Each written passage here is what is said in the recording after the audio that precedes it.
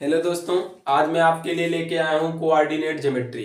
तो हम यहाँ बेसिक से समझेंगे कोऑर्डिनेट ज्योमेट्री होती क्या है।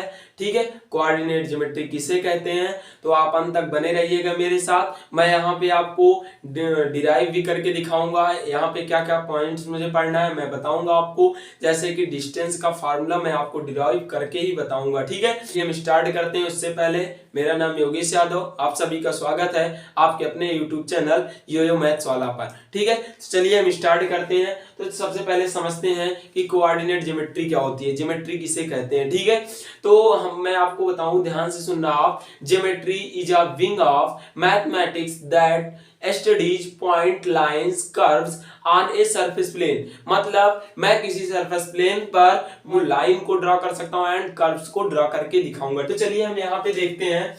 तो सबसे पहले देखो, एक मैंने लाइन खींच दी। क्या खींच दिया मैंने? एक लाइन खींच दिया। और इसको मैंने क्या बोल दिया? ये जो ऐसी खड़ी लाइन है इसको मैंने नाम दे दिया वर्टिकल। क्या बोल दिया? Vertical line, vertical line. और एक मैंने ऐसे लाइन ले लिया लेटी हुई, इसको मैंने क्या नाम दे दिया?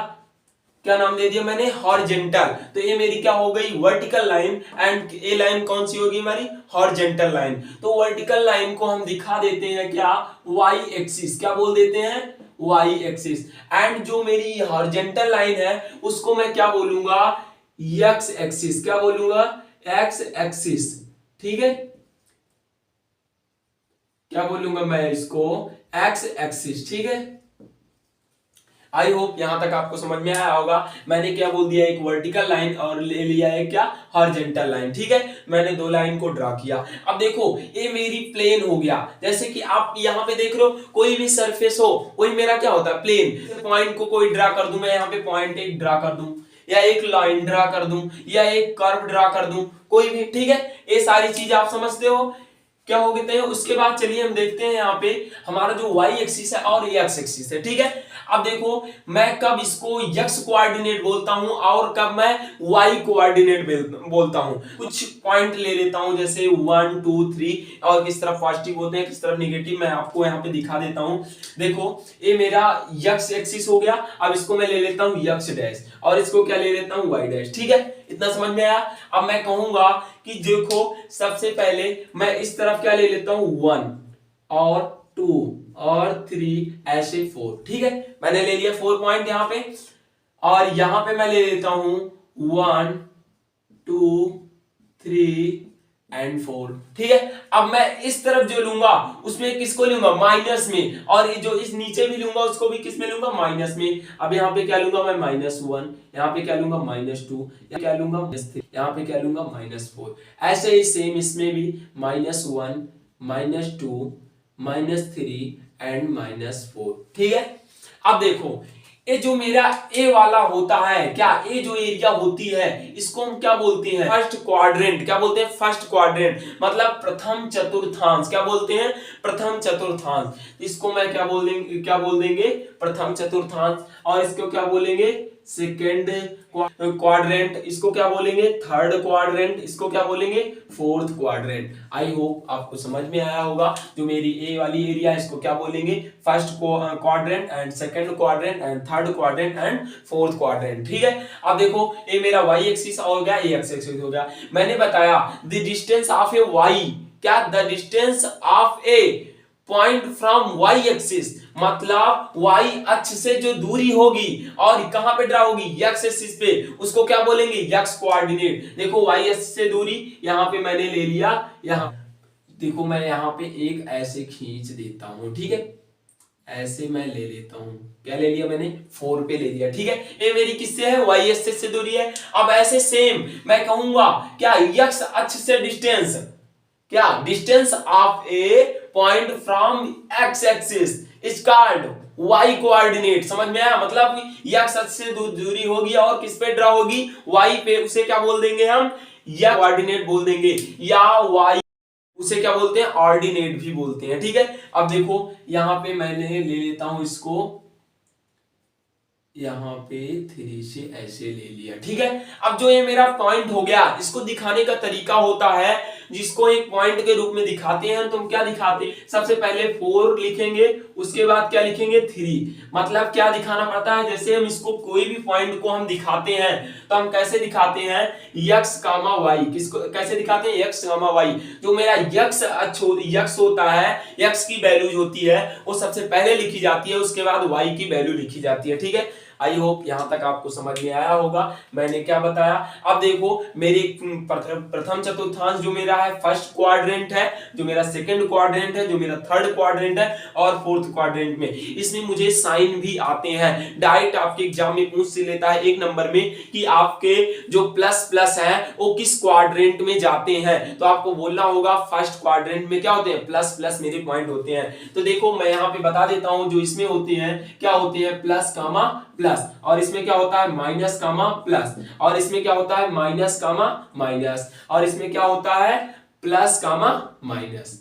आई होप ये आपको समझ में आया होगा इतनी सारी चीजें। यही हमारी क्या है, कार्टेशियन प्लेन भी है। क्या है, कार्टेशियन प्लेन भी है, जिसपे मैंने ड्रा करके इसे दिखाया, या आप इसे जनरली भाषा में क्या बोल देते हो, ग्राफ बोल देते हैं। क्या बोलते हैं, ग्राफ। ठीक है, आई होप यहां तक आपको समझ में आया होगा। अब आप स्क्रीनशॉट ले लीजिए, फिर हम चलते हैं जस्ट आपको डेराइव करके दिखाते हैं डिस्टेंस फार्मूले का, और उसमें हम कुछ क्वेश्चन को लेते हैं, क्वेश्चन को सॉल्व करते हैं, देखते हैं कैसे हमारे फार्मूला आया और कैसे क्वेश्चन लगेंगे। ठीक है, तो आइए हम डिस्टेंस फार्मूला का डिराइव करके आपको दिखाते हैं।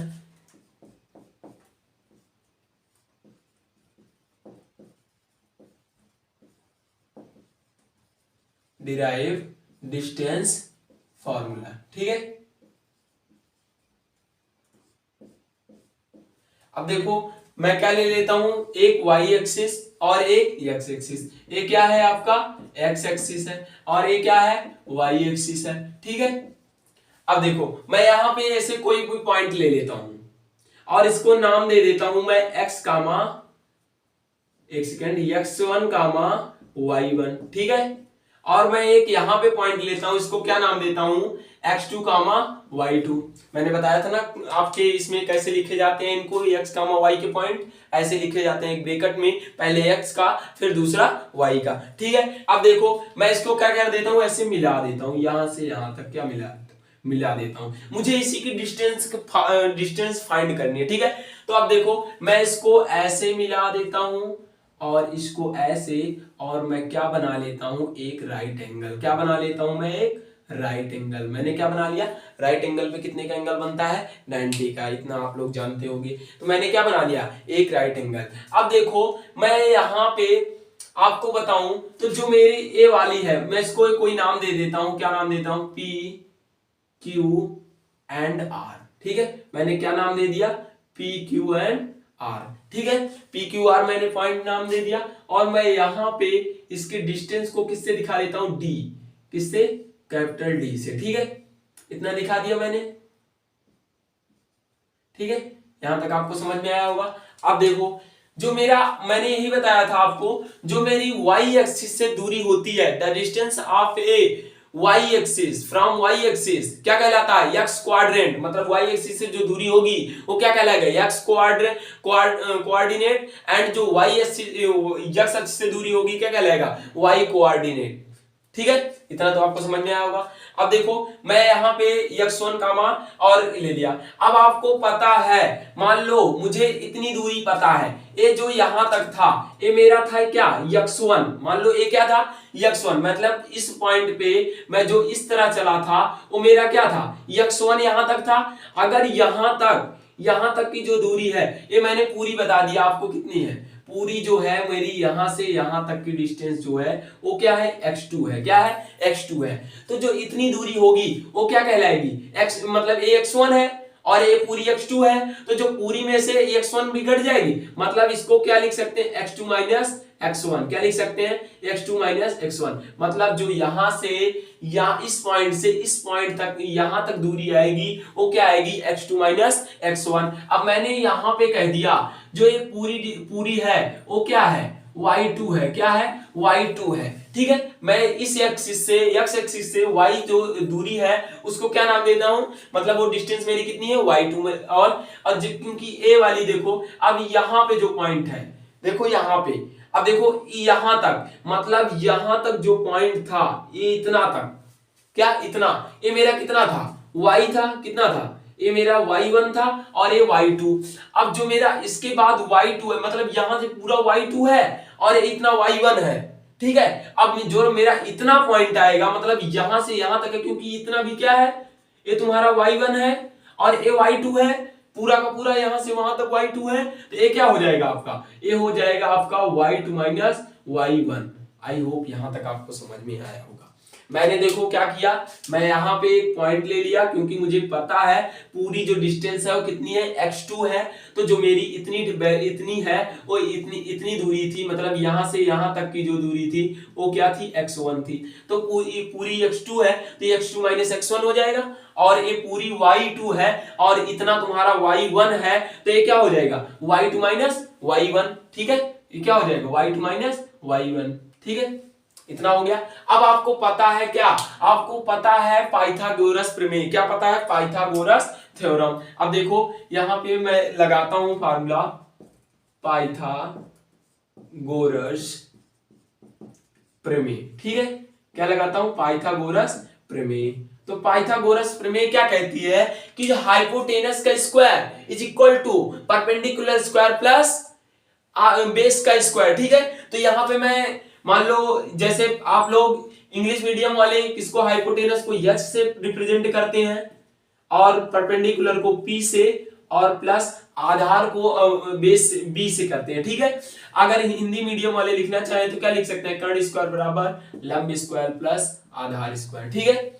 यहां पे मैं लिख सकता हूं p और r, ठीक है, पी आर का होल स्क्वायर। यल देखो परपेंडिकुलर मिला क्या है, p, एक सेकंड, ए आर क्यू था, और ए क्या है परपेंडिकुलर आपका पी आर का होल स्क्वायर प्लस ए जो बेस है मेरा क्यू पी, क्या है पी क्यू, ठीक है, ये मेरा क्या है बेस। अब देखो मैंने आपको आर क्यू की मैंने लेट किया है डी, क्या लेट किया है डी, तो मैं यहाँ पे डी स्क्वायर दिखा देता हूं, और मेरा पी आर है, पी आर की वैल्यू रख देता हूं क्या, y2 माइनस y1, क्या y2 माइनस y1 का होल स्क्वायर, ठीक है, और प्लस PQ की वैल्यू क्या है, डिस्टेंस कितनी है, x2 माइनस x1, ठीक है। इतना हो गया, मैंने लेट कर अभी सब पॉइंट ही रखे हैं। इसके बाद देखो मैं यहाँ पे डी स्क्वायर लिखूं, और इसको मैं प्लस में है आगे पीछे कर सकता हूं, क्योंकि अपने फार्मूले के अनुसार मैं इसको लेके चलता हूं कि आपको उसी अनुसार जल्दी से याद हो जाएगा, ठीक है। अब यहाँ पे प्लस और y2 माइनस y1 का होल स्क्वायर, ठीक है। इतना हो गया। अब देखो मैं जब यहां से स्क्वायर को हटाऊंगा तो यहां पे मैं क्या लगा दूंगा, रूट, क्या लगा दूंगा, रूट, और क्या हो जाएगा x2 माइनस x1 का whole square plus y2 minus y1 का होल स्क्वायर। आई होप आपको अच्छे से समझ में आया होगा है, यही हमारा फार्मूला है, x2 माइनस x1 का whole square plus y2 minus y1 का होल स्क्वायर, ठीक है। आप इसको याद कर लीजिएगा, आप एक बार स्क्रीनशॉट ले लीजिए, फिर हम चलते हैं ऐसे ही क्वेश्चन को कुछ करते हैं, कैसे हमारे क्वेश्चन सॉल्व होते हैं। तो आइए दोस्तों, मैं आपके सामने दो क्वेश्चन को लेके आया हूं, और मैं सबसे पहले आपको फार्मूला एक बार लिख देता हूं यहाँ पे, ताकि आप अच्छे से इसको याद कर लो, क्योंकि यहाँ से क्वेश्चन पूछे जाते हैं, ठीक है।